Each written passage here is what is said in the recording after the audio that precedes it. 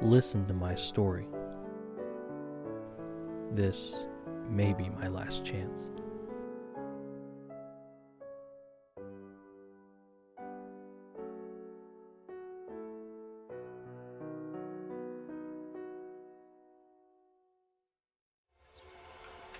Whoa! What the? Whoa!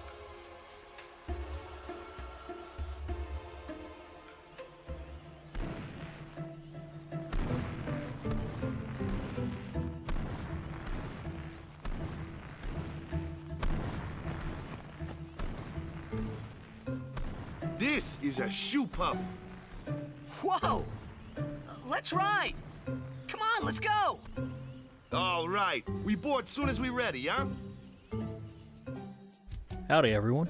As Titus and Waka have shown us, today we'll be making a Shoopuf from Final Fantasy X, a creature I've always wanted to have a figure of just because it's so damn cute. Square Enix never made one, so today I'm taking matters in my own hands and making one myself. This aquatic creature is very similar to an elephant, so common sense dictates we start by, getting an elephant. I grabbed this one off of Amazon and it later turned out to be a really good buy. It was about $10 and made out of some really soft PVC, which made carving and modifying it really easy. I start off by marking off which parts of the elephant I need to cut off. This elephant in particular is a female Asian elephant, which lacked large tusks and ears, making for less to chop off. For the actual chopping, I use a cutting disc on my Dremel to chop off all the big parts and further trim the rest down with an X-Acto knife. This cutting wheel actually made a ridiculous amount of dust, so I quickly moved this operation outside after like 15 seconds. After a few more X-Acto knife refinements, I used 2 lines across the skull to mark out these little divots where I will eventually model in the eyeballs.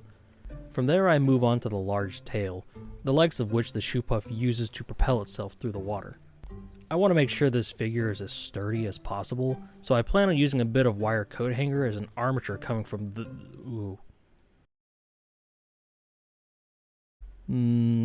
Gotta admit, when I think of drilling a Final Fantasy girl in the ass, this is not who I had in mind. I've never been with an elephant, but I guess there's a first time for everything.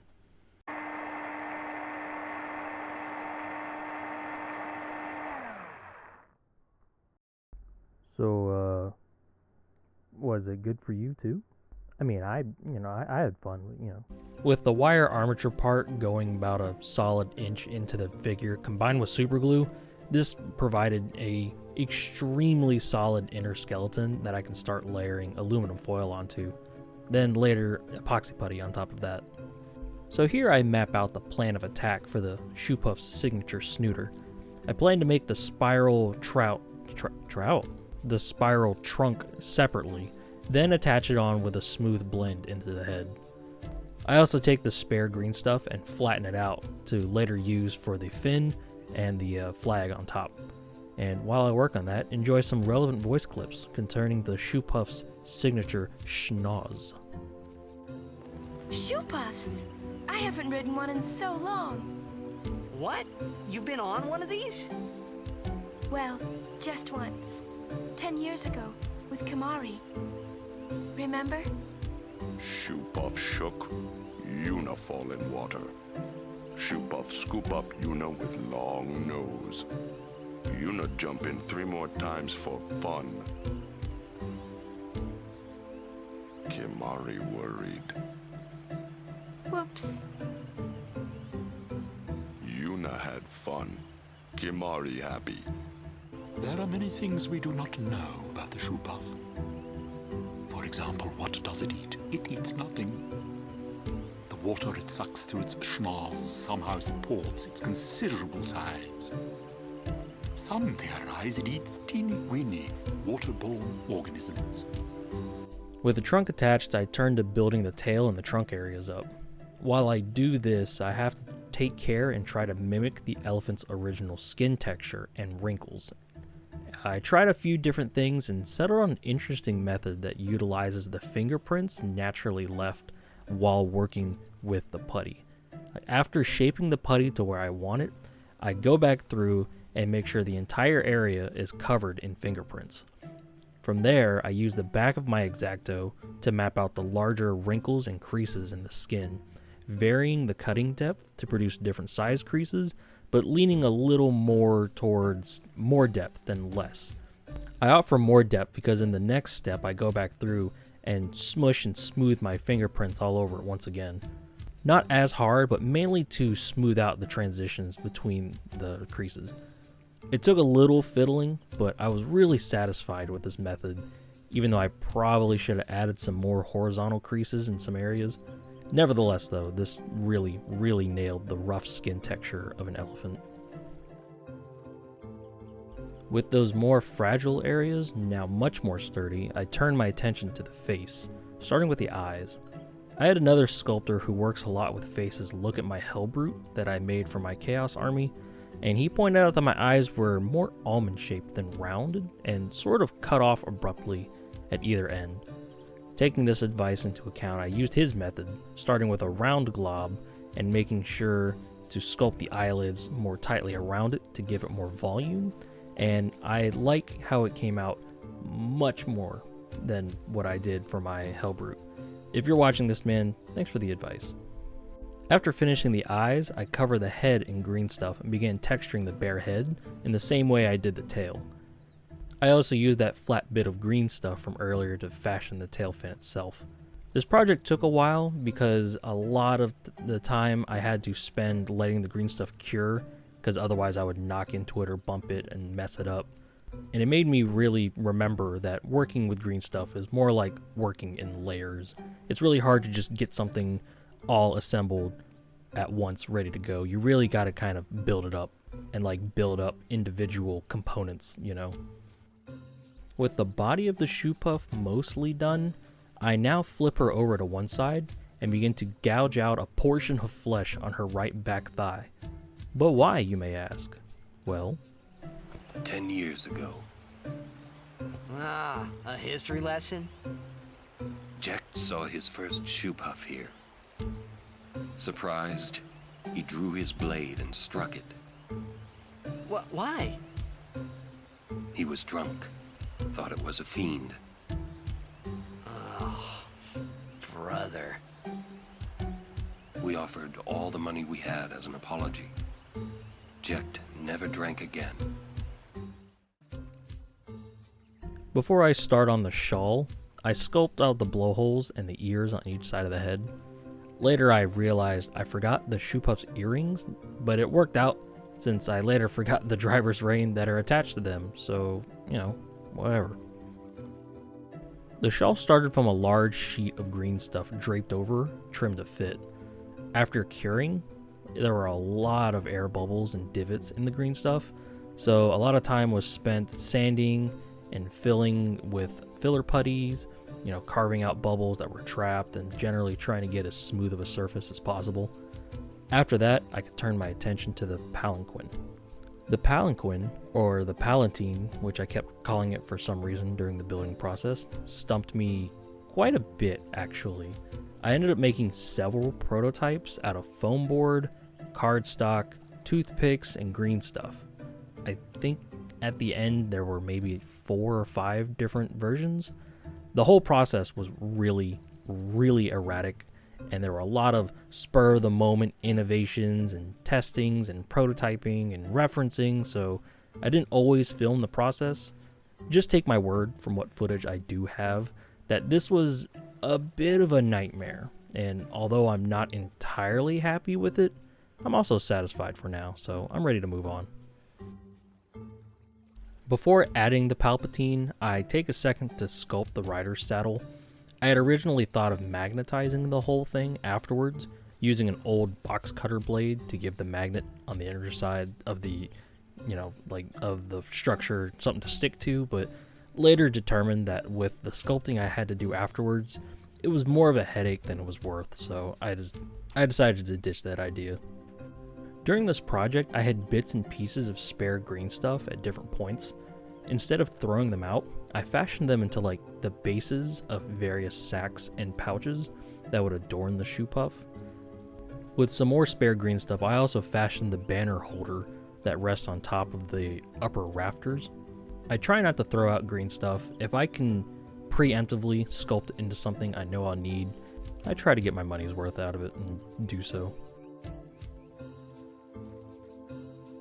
Having already decided not to magnetize the whole thing, I hot glue it to the back of the Shoopuf before building up the larger saddle thing that sits between the Palanquin and the Shoopuf's comfy blanket.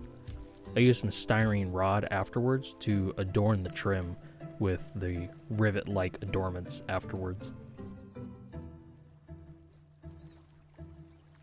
With the majority of the plutonium being foam board, I had to seal it with watered down Mod Podge before spray priming it, or else the propellant from the can would have just melted it. Just to be safe, I sealed it thrice before spray priming the whole thing, but before I do that, let's get a look at it before the primer goes on.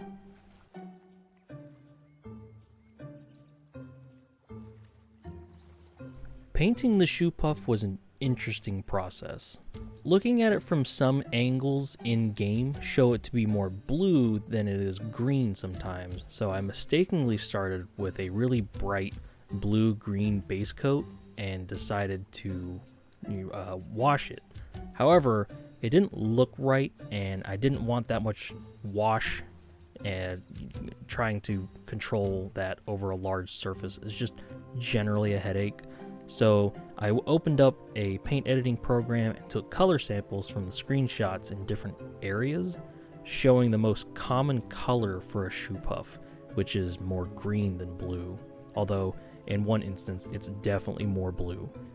I tried a dark green, which funnily enough made the whole thing just kind of look like solid green stuff. If anyone ever doubts my sculpting ability, I'm just going to show them this shot right here and just say, yeah, I sculpted this, no big deal. From this dark green, I dry brushed on a lighter mint green with a hint of blue in it.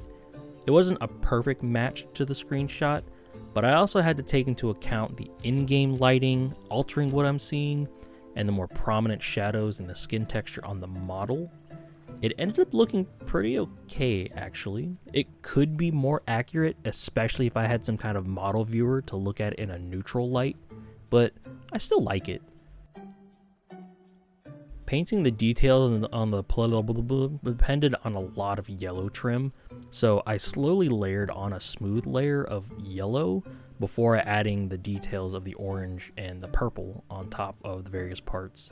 I did this way because painting yellow on top of either of these, as opposed to the other way, would be a complete nightmare if I made a mistake. What takes yellow 5 or more layers to do is easily handled by orange and purple in maybe 1 or 2 layers. As for actually doing the freehand, it was a combination of a lot of planning and careful mapping of the designs. From the initial pass, I lightly dotted the patterns with a pencil and painted over it, and that's all about I could have done, so there was a lot of praying and ass clenching involved. I guess in retrospect I could have designed a template and printed it out, but this is my own personal Shoopuf. It's going to be sitting around the house. I'm not selling it, so I'm not going to go all out. And even then, I think it turned out pretty well. Like I always say, I'm not the best painter, but I take pride in my eagerness to tackle freehanding. Like, I know it's something people avoid like the plague, but I think I'm generally open-minded to it. And hey, practice makes perfect. The top of the canopy here was an interesting case as I didn't have a good reference to get an accurate depiction of its design. I turned to my community tab as to see what I should do here, and most people recommended to just make up something close to what I could see. I wasn't honestly too confident here, and while it does look better than a blank spot, I'm not too happy about what I did up here. Like, I feel like all the colors are there, but I don't know. I think it's the blue or the light green bluish part. I don't know. I'm not sure. Like I said, I'm not happy with how it is, but I do acknowledge that it was the way to go. But hey, that was the last detail. So with a few final layers of gloss varnish, she was done.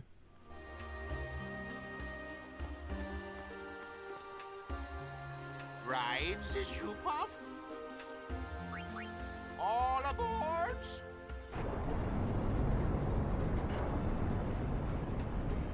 'Cause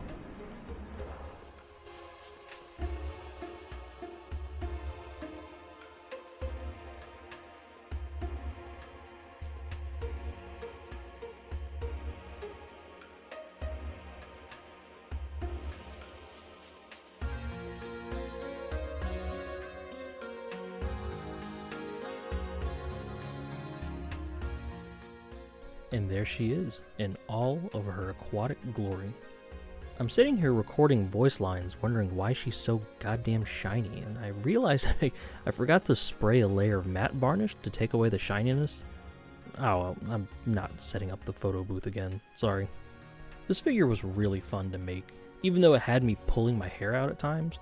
Also, I had fun spoofing the intro of Final Fantasy X for my intro. A special shout out to my camera goblin for helping me set up and record those shots at our local lakeside park. Funnily enough, the date we chose to shoot was cold as shit, probably the coldest day in like 2 weeks, and she wore a skirt even though I told her not to.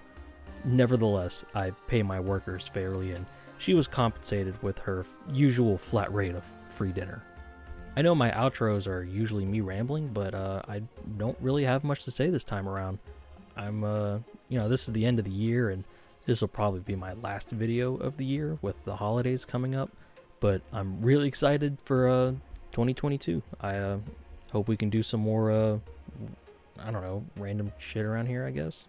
More 40k builds, more random video game builds. I don't know. I don't really have much of a schedule, so, sky's the limit. For everybody who watched the whole thing, I thank you. For anybody who shares this, I thank you as well. It's crazy to think about all the people who follow a little nobody like me, but really, I'm sincerely grateful for you guys' support. I'll see you guys after the new year. And that, as they say, is that.